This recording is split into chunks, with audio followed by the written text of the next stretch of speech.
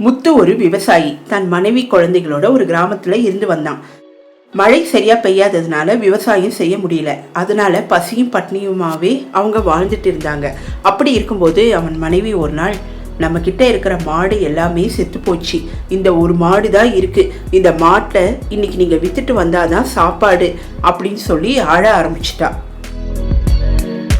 அவ அழுகையை பார்த்த முத்து, நீ தயவு செஞ்சு அழாத, நான் இந்த மாட்டை எப்படியாவது இன்னைக்கு வித்துட்டு வரேன். மழை இல்லாததுனால இந்த ஒரு மாடை வச்சு என்னால் விவசாயமும் செய்ய முடியாது. இந்த மாடை விற்றாதான் நம்ம குழந்தைகளுக்கு சாப்பாடு.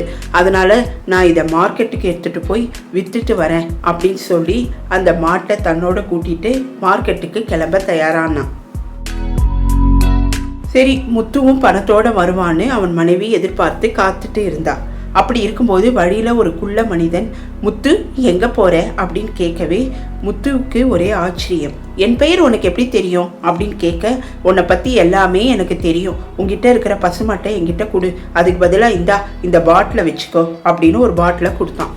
எனக்கு எதுக்கு இந்த பாட்டில், பணத்தை கொடுத்தா கூடி நான் சந்தோஷமா வாங்கிட்டு போயிடுவேன், இந்த பாட்டிலை வச்சுட்டு நான் என்ன பண்ணுறது அப்படின்னு முத்து கேட்க, நீ நினைக்கிற மாதிரி இது ஒன்றும் பழைய பாட்டில் இல்லை, இது ஒரு அதிர்ஷ்டமான பாட்டில், இதை வச்சு நீ பெரிய பணக்காரனா மாறிடலாம் அப்படின்னு சொல்லவே முத்துவும் அந்த பாட்டிலை தன்னோட வீட்டுக்கு எடுத்துகிட்டு வந்தான். வர வழியெல்லாம் அவனுக்கு ஒரே யோசனையாக இருந்தது. நிஜமாவே இது அதிர்ஷ்ட பாட்டில் தானா அப்படின்னு நினச்சிட்டே வரும்போது, என்னங்க பணம் கிடைச்சிதா அப்படின்னு கேட்டவாறே அவன் மனைவி வந்தாள். வா வா உள்ளே வந்து நான் எல்லாத்தையும் விவரமாக சொல்கிறேன் அப்படின்னு சொல்லி நடந்த எல்லாத்தையும் ஒன்று விடாமல் முத்து சொன்னான். அதை கேட்ட அவன் மனைவி, என்னமோ போங்க, நீங்கள் நல்லா ஏமாந்து போயிருக்கீங்க, இந்த பாட்டிலை வச்சு நம்ம எப்படி பணக்காரா ஆக முடியும் அப்படின்னு கேட்கவே, இரு அதுக்கான மந்திர வார்த்தையை உள்ள மனிதன் என்கிட்ட சொல்லியிருக்கான் அப்படின்னு சொல்லி அந்த மந்திர வார்த்தையை சொல்லவே அதிலிருந்து அழகான 2 குட்டி தேவதைகள் வெளியே வந்தாங்க. முத்து உனக்கு என்ன வேணும் அப்படின்னு கேட்கவே, நாங்கள் சாப்பிட்டு பல நாள் ஆச்சு, எங்களுக்கு வயிறார சாப்பாடும் பணமும் வேணும் அப்படின்னு முத்து சொன்னான். தங்கத்தட்டுலையும் வெள்ளித்தட்டுலையும் நிறைய உணவு வந்தது. வயிறார முத்துவும் அவன் குடும்பமும் சாப்பிட்டு அந்த தங்கத்தட்டையும் வெள்ளித்தட்டையும் ஒரு மூட்டையாக கட்டி, இதை நான் இன்னைக்கு மார்க்கெட்டில் போய் விற்றுட்டு பணமாக மாற்றிட்டு வரேன் அப்படின்னு சொல்லி முத்து நேராக மார்க்கெட்டுக்கு வந்து நல்ல விலைக்கு விற்று நிறைய பணமும் ஒரு குதிரையும் வாங்கிட்டு வீட்டுக்கு வந்தான். வீட்டுக்கு வந்தவுடனே தன் மனைவி கிட்ட, பாரு நிறைய பணமும் நகையும் இருக்குது, நம்ம இதை வச்சு நம்ம வீடு வாங்கலாம் அப்படின்னு சொல்லி ஒரு பெரிய வீட்டை வாங்கினாங்க. சந்தோஷமாக இருந்தாங்க. அப்படி இருக்கும்போது இந்த விவரம் ஊர் ஃபுல்லாக பரவிச்சு. அப்போது அவனை பார்க்க அந்த ஊர் பெரிய மனிதர் வந்தார். முத்து, நீ இவ்வளோ சீக்கிரம் எப்படி பணக்காரனா ஆன, அந்த விவரத்தை என்கிட்ட சொல்லு அப்படின்னு சொல்லவே முதல்ல தயங்கிய முத்து, பிறகு பாட்டிலால் தான் நான் பணக்காரனா ஆனேன் அப்படின்னு முத்து சொல்லவே, அதுக்கு பதிலாக நான் உனக்கு நிறைய நிலம் கொடுக்குறேன், இந்த பாட்டிலை என்கிட்ட கொடு அப்படின்னு சொல்லி நிலங்களை எல்லாத்தையும் முத்து பேரில் எழுதி வச்சுட்டாரு. முத்துவும் அவன் மனைவியும் சாப்பிட்டே சொத்து எல்லாத்தையும் அழிச்சிட்டாங்க. பழைய மாதிரி முத்து ஏழையாகி ஒரு மாட்டை விற்கிறதுக்காக மார்க்கெட்டுக்கு வந்தான். வர வழியில் அதே குள்ள மனிதன், முத்து இந்த மாட்டை எனக்கு கொடுக்குறியா, அதுக்கு பதிலாக உனக்கு ஒரு பாட்டில் கொடுக்குறேன் அப்படின்னு சொன்ன உடனே முத்துவும் சந்தோஷத்தோட, சீக்கிரமாக எனக்கு அந்த பாட்டிலை கொடு அப்படின்னு சொல்லி அந்த குள்ள மனிதர்கிட்டேருந்து அந்த பாட்டிலை வாங்கிட்டு சந்தோஷமாக வீட்டுக்கு வந்தான்.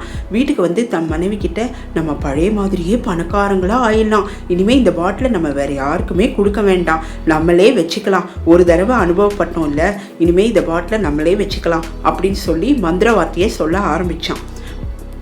அதிலிருந்து 2 அரக்கர்கள் வெளியே வந்து முத்துவையும் அவன் மனைவியும் அடின்னு அடிக்க ஆரம்பிச்சிட்டாங்க. முத்துவும் அவன் மனைவியும் அலறியவாறே, ஐயோ எங்களை விட்டுடுன்னு கதறினாங்க. இப்போதுதான் முத்துவுக்கு ஒரு உண்மை புரிந்தது. தன் மனைவி கிட்ட, இதோ ஒரு நிமிஷம் இங்கேயே இரு, இதா வந்துடுறேன் அப்படின்னு சொல்லி அந்த பாட்டிலை தன்னோட எடுத்துட்டு நேராக அந்த பெரிய மனிதர் வீட்டுக்கு போனான். அங்கே அந்த மனிதர் வீட்டில் நிறைய பேர் விருந்தாளிங்க இருந்தாங்க. முத்துவை பார்த்த உடனே இந்த பெரிய மனிதர், வாவா முத்து, விருந்தாளிங்கெல்லாம் வந்திருக்காங்க, விருந்துக்கு ஏற்பாடு பண்ணு அப்படின்னு சொல்லவே முத்துவும் மந்திர வார்த்தையை சொன்னான். விருந்து வரும் என்று எதிர்பார்த்தவர்களுக்கு அதிலிருந்து அரக்கர்கள் வந்து அடிப்பதை கண்டவுடன் அலற ஆரம்பித்தார்கள். ஐயோ அடிக்கிறத நிறுத்த சொல்லு அப்படின்னு அந்த பெரிய மனிதர் கதறினார். உடனே முத்து என்னுடைய பழைய பாட்டிலை கொடுத்தாதான் அவர்கள் அடிப்பதை நிறுத்துவாங்க அப்படின்னு சொல்லவே அந்த மனிதரும் முத்துவோட பழைய பாட்டிலை எடுத்துட்டு வந்து இந்த பாட்டிலை எடுத்துட்டு இங்கிருந்து கிளம்பு, அடிக்கிறத மட்டும் நிறுத்த சொல்லு அப்படின்னு கத்தினாரு. உடனே முத்து பாட்டிலை வாங்கிய உடனே அந்த அரக்கர்கள் பழைய மாதிரியே மறைஞ்சிட்டாங்க. முத்து சந்தோஷமா அந்த பாட்டிலை எடுத்துட்டு வீட்டுக்கு வந்து பழைய மாதிரியே பெரிய பணக்காரனா ஆயிட்டான். அவனும் அவன் மனைவியும் சந்தோஷமா வாழ்ந்துட்டு வந்தாங்க.